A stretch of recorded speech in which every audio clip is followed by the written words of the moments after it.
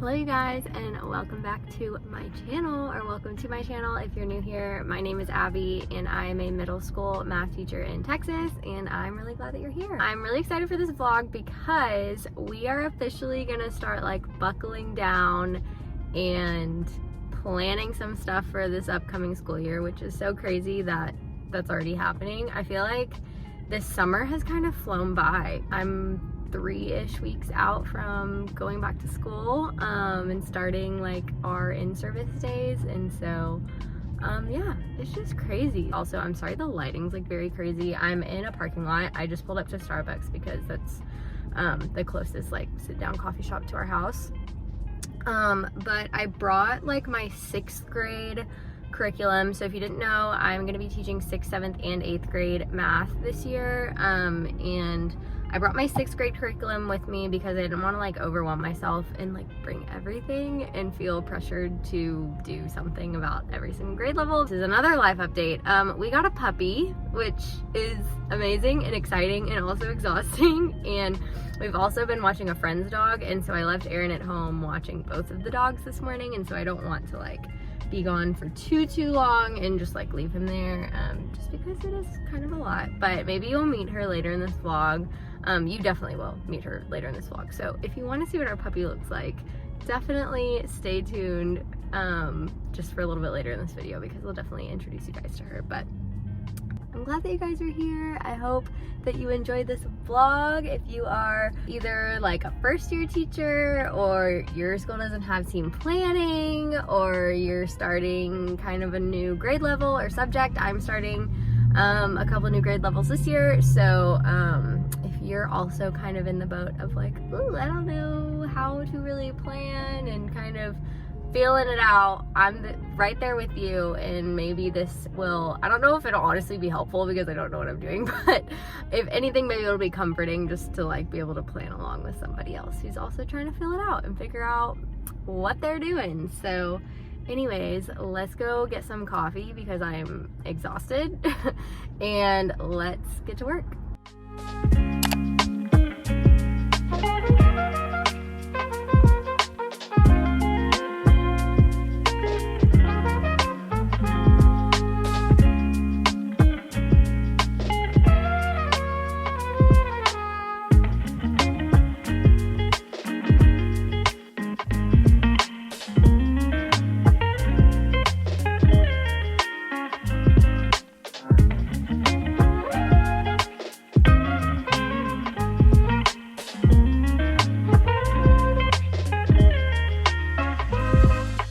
Hello everybody. So it has been quite a while since I last talked to y'all at Starbucks. It's been a few days. It's just been rather hectic around here, but I have continued to keep trying to make some lessons whenever I have pockets of time, and I just thought that I would take this time to kind of explain to you guys my process, because I've kind of been posting this in real time over on Instagram, and with doing that I've gotten some questions of how am I going about creating my own resources, how, like, where do I start? I feel like that's the most common question, is just where do I start? Sorry if you hear that in the background, that is our dog. So we just got a puppy, I think I already mentioned that, and she's waking up from a nap and she yawns very loudly. So after I explain all of this, I promise I will show her to you guys so y'all can meet her. But anyways, I have kind of everything pulled up on my computer in front of me, so I am just going to take you guys through my process of how I am making my notes and my lessons based on our textbook. So she just came over here, so I figured I would introduce you. This is Sunday. Say hi, baby. Yeah? Oh, thank you. Sunday, oh, so tired. Sunday is about 3 months old. Her mom was rescued whenever she was pregnant. She was dropped outside of a fire station. And then a little bit later, Sunday and all of her siblings were born. And now Sunday lives with us. So she's the best. Her mom is some kind of like German Shepherd mix. And then we don't know about dad, but we're thinking maybe Rottweiler, just because she looks very much like a Rottweiler. But we'll see. But she is the sweetest. We love her, and she and I actually have the same birthday, which is so fun. So you'll be seeing more of her in all of my videos. But say bye-bye, Sunday. You're staring at my computer, aren't you? Okay, so before I do anything on the computer, the first thing that I do is I read completely through the lesson that I want to create the notes for. So we have designated textbooks that are in our math curriculum, and they're pretty good, and they come with a lot of materials. I have an online version that I'm looking at right now, and it has teacher notes that can be helpful. They have some videos that I don't find are like that helpful, so I haven't really been watching those. But then they kind of have a suggested lesson outline. I haven't really been following their outline per se, but I have been following through kind of what the lesson says in the textbook and the different activities, and making sure that I'm following the pacing guide, because my goal is just to make sure that I get through the entire book for all 3 of my grade levels. So I have courses 1, 2, and 3 for 6th, 7th, and 8th grade. So my goal is to get through the entire textbook with all of my grade levels.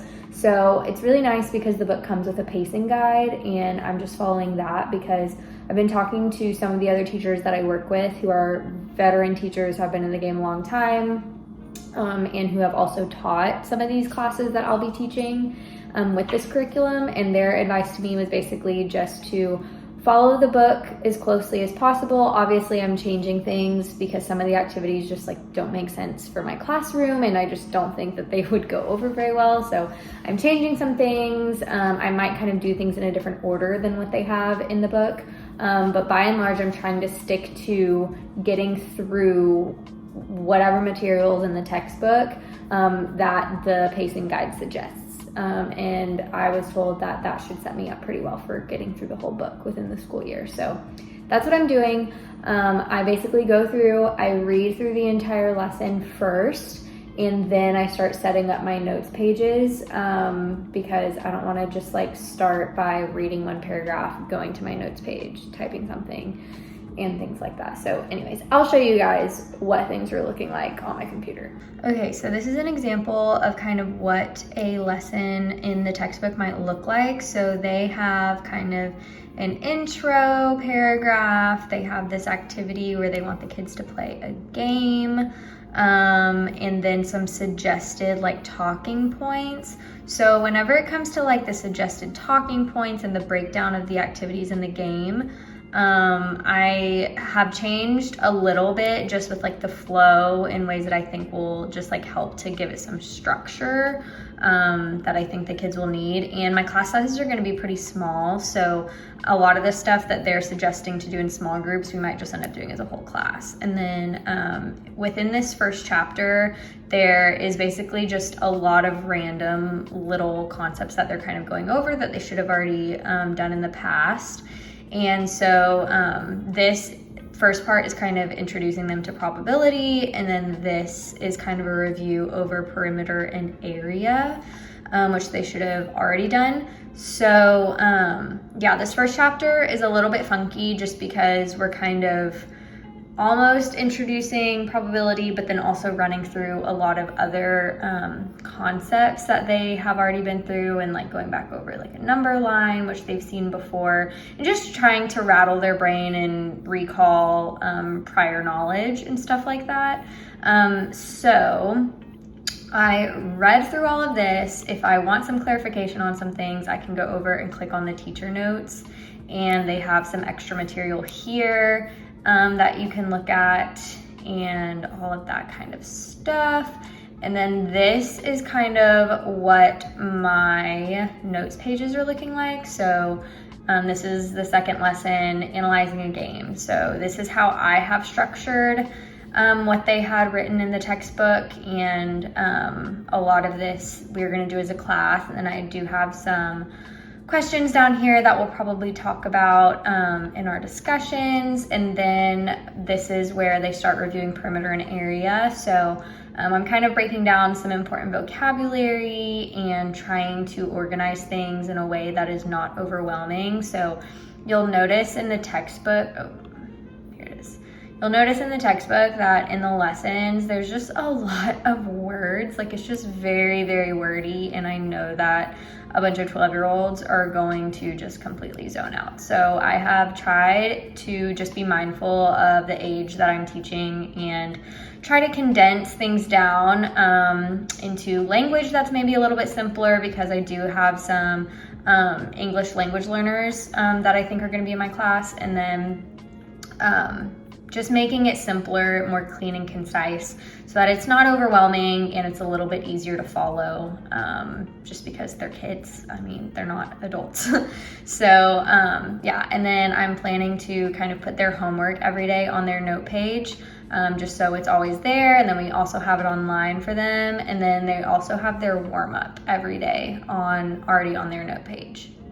So basically what I did was, like I said, kind of made all of those words that were in the textbook more concise and put it in a way that is easier to follow and is a good flow, I think, for the grade levels that I'll be teaching. But also I decided to add in some things that I think will be helpful for my classroom procedures. So last year I always did a warm-up with my classes, and I liked doing that because it was an easy way to kind of spiral back to previous material, and also maybe to introduce new material in a kind of a sneaky way by maybe giving them a problem that they hadn't necessarily done before, but that they had the math skills to figure out. They just like maybe didn't know that that was the concept that they were figuring out.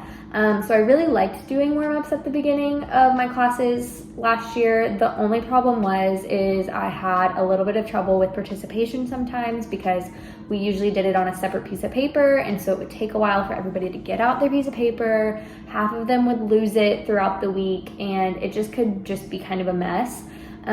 So I decided that I was gonna put my warm-ups on every note page this year, just so whenever kids come in, they're gonna have a designated folder on the wall. They'll immediately grab their notes for the day, come back to their seat, get ready, and then they can start on their warm-up as I am taking attendance, or as I am going around and checking their homework, and things like that. So I'm also kind of working in some of my classroom procedures into my notes, and so I would definitely think about that as you're creating things for your class. Think of ways that you can maybe work in some of your classroom routines and procedures that you really want the kids to latch onto. See if you can work that into your materials every day, so that it just kind of becomes second nature to them and they know exactly what they're supposed to do.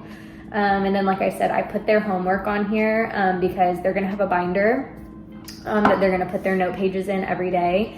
And so I want them to have the homework written somewhere. It's also on our school website, so they can always access it at home.